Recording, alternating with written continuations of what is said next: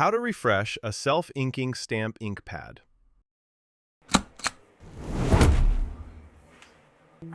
Is your stamp impression getting light or uneven? It might be time to replace or re-ink your self-inking ink pad. Here's how.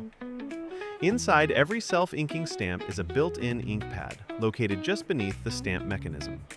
Some stamps have a locking switch on the back, and others have locking buttons on the sides of the stamp body.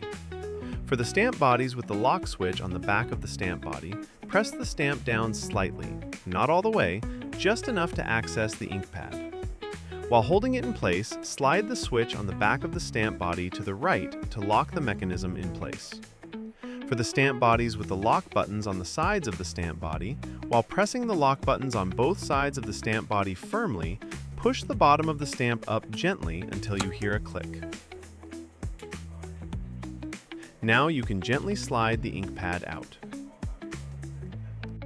For the lock switch stamp bodies, just hold either side of the ink pad and pull it out gently. To get the right replacement, check your stamp body for the model number, usually printed on the front of the stamp body. Match that number when ordering your new ink pad to ensure a perfect fit. Or you can re-ink your existing ink pad.